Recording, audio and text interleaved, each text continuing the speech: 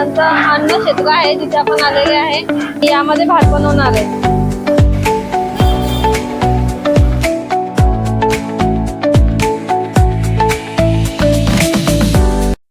श्री स्वामी समर्थ। आपण आता स्वामी समर्थ महाराजांचे जे अन्न क्षेत्र आहे त्याच्या बाहेर उभे आहोत। समोर त्या साईडला अन्न क्षेत्र आहे। इथे आपण पावती फाडू शकतात अन्नदानाची। आणि हे आहे मध्ये जिथे बसून आपण जेवण करतो, म्हणजे महाप्रसाद ग्रहण करत असतो। उद्याच्या दिवशी गुरुपौर्णिमा आहे, म्हणून गुरुपौर्णिमेची तयारी इथे चालू आहे, सजावट करत आहेत। अक्कलकोटचे ऐतिहासिक महत्त्व असून हे पूर्वी संस्थान होते। येथे राजघराण्याची गादी असून भोसले हे संस्थानिक आहेत। श्रीमंत फतेहसिंग राजे भोसले पहिले, शहाजी राजे, मालोजी राजे, फतेहसिंग राजे तिसरे व श्रीमंत विजयसिंह राजे भोसले असे पराक्रमी व कर्तव्यगार राजे होऊन गेले। अक्कलकोट शहराची ख्याती संबंध महाराष्ट्रभर आणि देशभर पसरली। ती म्हणजे दत्तावतारी ब्रह्मांड नायक श्री स्वामी समर्थ महाराज यांच्यामुळे। श्री स्वामी समर्थांचा हा अवतार श्रीमंत मालोजी राजे भोसले यांचे कारकिर्दीत झाला। श्रीमंत मालोजी राजे भोसले हे स्वामी भक्त होते।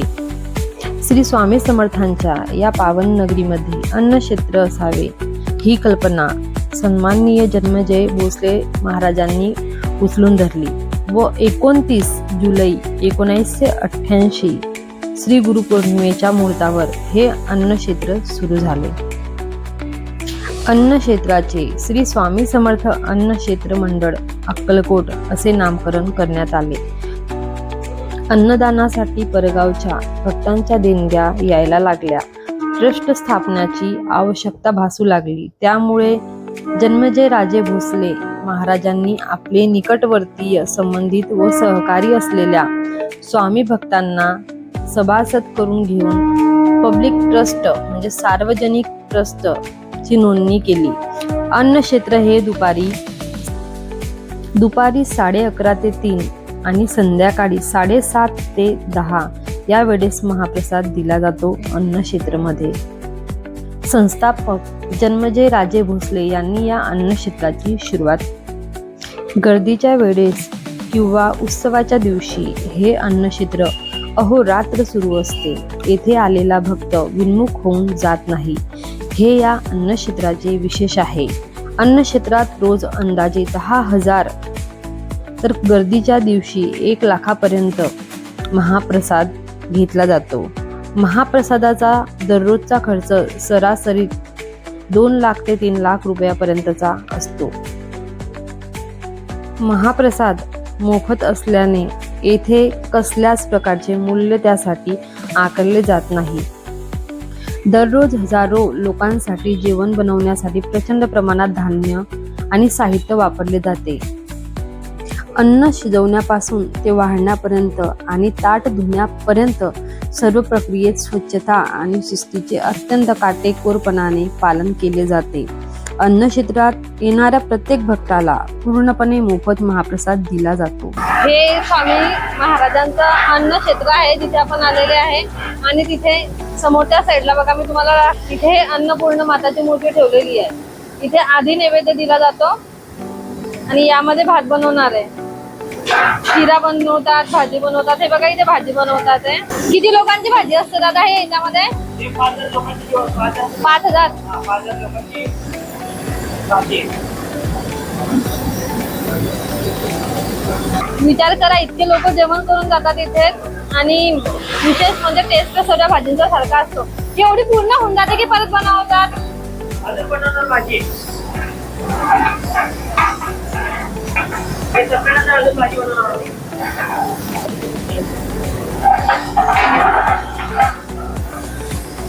इथे काय बनवताय?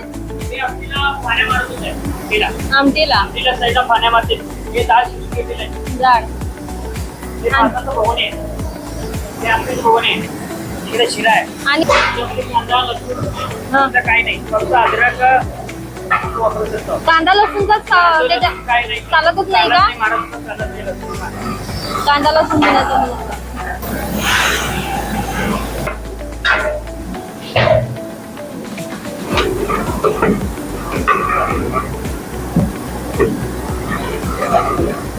आमटी बनवताय ना हे? ही डाळ आहे ना? याला फोडणी लावणार का ती?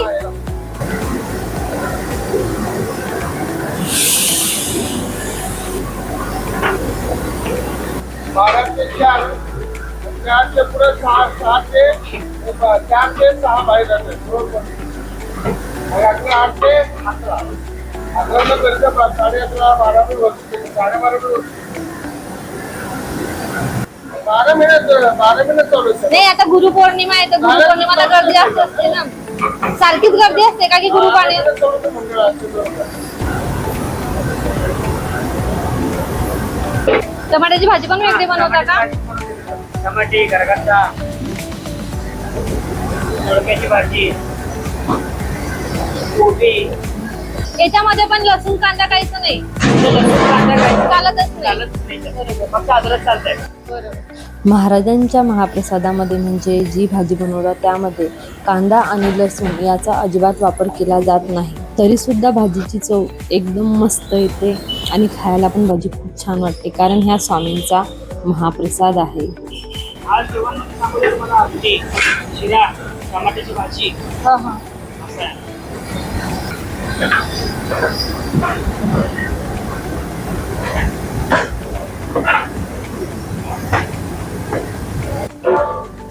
आमटी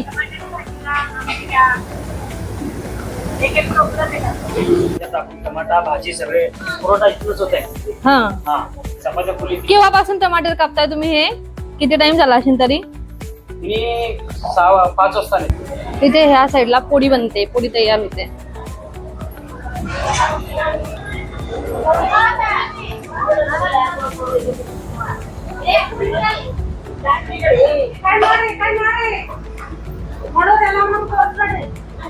तिथे काय आहे ते?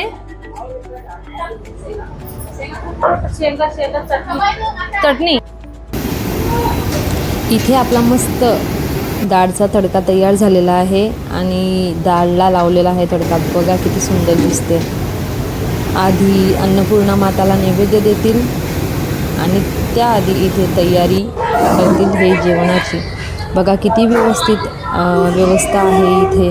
ताट, ग्लास, वाटी सर्व व्यवस्थित आधी हे करून देतात, ठेवून देतात इथे. मग त्यानंतर बाहेरच्या साईडला लाईन लागते जे महाप्रसाद ग्रहण करायला येतात त्यांची, आणि सर्व इथे येऊन आरामात जेवण करत असतात. आणि जेवण करत असताना ही अन्नक्षेत्राची बाहेरची साईड आहे. जेव्हा मी तुम्हाला आतमध्ये येताना दाखवली होती तीच ही साईड.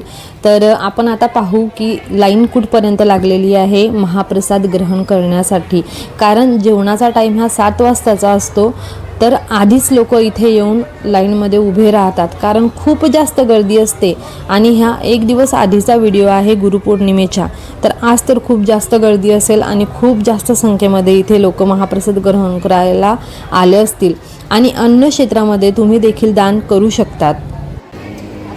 ही जागा लक्षात येते का तुमच्या? यात्री निवास. स्वामी समर्थ महाराजांचं जे अन्नक्षेत्र आहे त्याच्याजवळ जो यात्री निवास आहे तिथून ही लाईन लागलेली आहे. आणि जेवणाला अजून वेळ आहे. 7 वाजता जेवण करायला बसणार आहे सर्व. तर हे आधीच लाईनमध्ये लागले आहे, कारण खूप जास्त संख्येमध्ये इथे जे भक्त असतात ते महाप्रसाद ग्रहण करायला येत असतात. मी तुम्हाला लाईन दाखवते.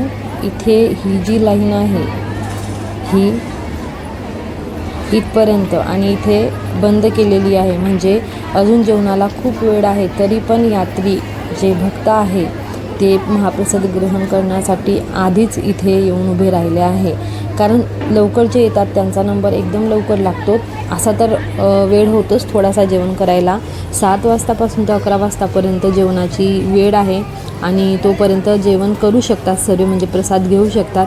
पण अशा प्रकारे तुम्ही पण अक्कलकोटला या महाराजांचं दर्शन घ्या आणि महाप्रसादसुद्धा ग्रहण करा. तर आजचा व्हिडिओ तुम्हाला कसा वाटला नक्की कमेंट करून मला सांगा. आणि आवडला असेल तर लाईक करायला विसरू नका.